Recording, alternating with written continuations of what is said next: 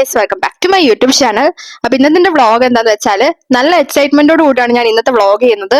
സത്യം പറഞ്ഞാൽ ഞാൻ ഈ ഒരു ദിവസത്തിന് വേണ്ടിയിട്ടാണ് ബിടെക്കിന് ജോയിൻ ചെയ്തതെന്ന് തന്നെ വേണമെങ്കിൽ പറയാം. അപ്പൊ എന്താന്ന് വെച്ചാൽ നമ്മുടെ IV അപ്രൂവ് ആയിട്ടുണ്ട് ഗൈസ്. അപ്പം ഇന്നത്തെ വ്ളോഗിൽ പറയുന്നത് നമ്മുടെ IV എങ്ങനെയാണ് സെറ്റ് ആയത്, എങ്ങോട്ടേക്കാണ് പോകുന്നത്, പിന്നെ നിങ്ങൾക്ക് ഏത് സെമ്മിലാണ് IV പോകാൻ പറ്റുന്നത്, ഇൻഡസ്ട്രിയൽ വിസിറ്റ് എന്ന് വെച്ചാൽ എന്താണ്, അതൊക്കെ അറിയാൻ വയ്യാത്ത കുറെ പേരുണ്ട്. അപ്പം അതിന്റെ കുറച്ച് ഡീറ്റെയിൽസ് ആണ്.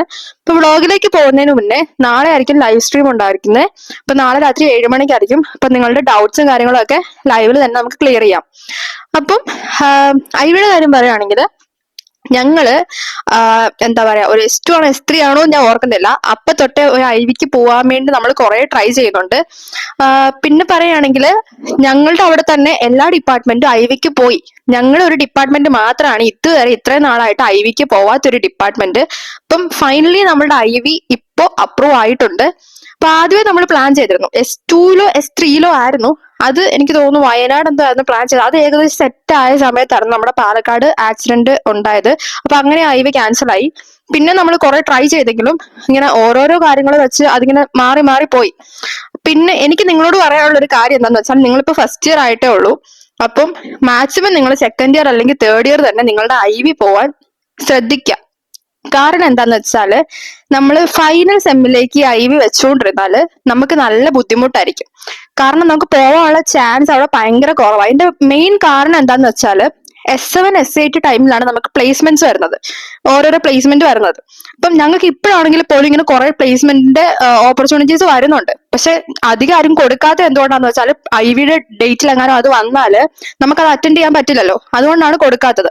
അപ്പൊ നിങ്ങൾ മാക്സിമം സെക്കൻഡ് ഇയർ അല്ലെങ്കിൽ തേർഡ് ഇയർ തന്നെ IV പോവാ. നിങ്ങൾക്ക് വേണമെങ്കിൽ സ്പ്ലിറ്റ് ആക്കിയും പോവാലോ. എനിക്ക് തോന്നുന്നു 15 days ആണ് IV പോകാൻ പറ്റുന്നത്. വേണമെങ്കിൽ നിങ്ങൾക്ക് സ്പ്ലിറ്റ് ആയിട്ടും പോകാൻ പറ്റും. അപ്പം IV എന്താണെന്ന് അറിയാൻ വയ്യാത്തവർക്ക് ആദ്യം തന്നെ IV എന്ന് വെച്ചാൽ ഇൻഡസ്ട്രിയൽ വിസിറ്റ് എന്നാണ്. നമ്മുടെ ഭാഷയെ പറയുകയാണെങ്കിൽ അത് നമ്മൾ ടൂർ ആക്കും. ഏതെങ്കിലും ഒരു ഇൻഡസ്ട്രിയിൽ ജസ്റ്റ് പോയിട്ട് നമ്മൾ ബാക്കിയുള്ള ദിവസമൊക്കെ അടിച്ചു പൊളിക്കും. അപ്പൊ ഞങ്ങളുടെ ഇൻഡസ്ട്രി കൊച്ചിയിലാണ്. അത് കഴിഞ്ഞിട്ട് ബാക്കി നമ്മൾ IVക്ക് പോകുന്നത് ഗോവയാണ്. എല്ലാരും വലിയ പുതുമയൊന്നുമില്ല, എല്ലാരും പോകുന്ന പോലെ തന്നെ ഗോവയിലാണ് പോകുന്നത്. അപ്പം ഞാനിപ്പോ ആനന്ദത്തിന്റെ ഒരു ടീം ഇതിലിടാൻ കാരണം എന്താന്ന് വെച്ചാല്, ഞാൻ പഠിക്കുന്നത് ആനന്ദം മൂവി ഷൂട്ട് ചെയ്ത കോളേജിലാണ്.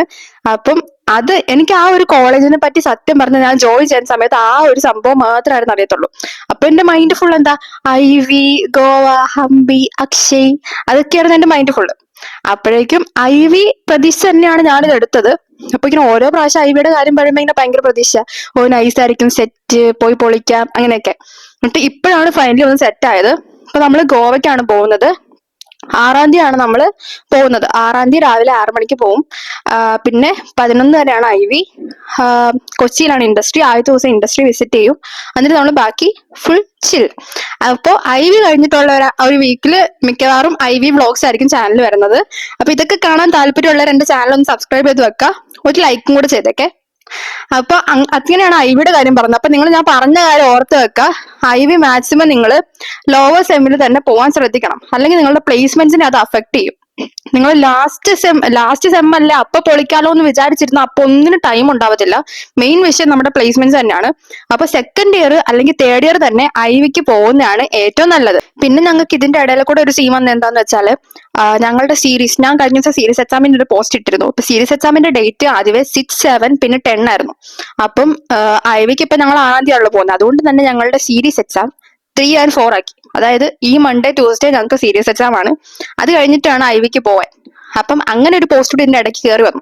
അപ്പൊ ഇതൊക്കെയാണ് പ്രശ്നം. ഭയങ്കര എന്താ പറയാ, 7th സെമ്മിലും 8th സെമ്മിലും ഭയങ്കര ഒരു ഹറിബറി ആയിരിക്കും. അതുകൊണ്ട് നിങ്ങൾക്ക് ആ ഒരു ടൈമിൽ നിങ്ങൾക്ക് പോകാൻ വളരെ ചാൻസ് കുറവാണ് മിക്ക കോളേജസിലും. പിന്നെ ഗവൺമെന്റ് കോളേജസിലൊക്കെ ആണെങ്കിൽ അങ്ങനെ പോകാൻ പറ്റുമായിരിക്കും, എന്നാലും ഭയങ്കര ചാൻസ് കുറവാണ്.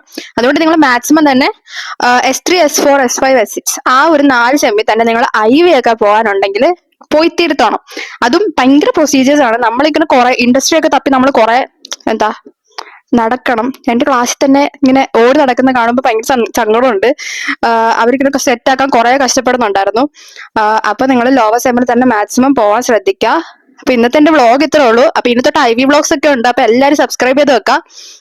അപ്പം എന്റെ വീഡിയോസ് ഇതുപോലെ കാണാൻ ഇഷ്ടമുണ്ടെങ്കിൽ please to like, share and subscribe my YouTube channel guys, and keep supporting. By.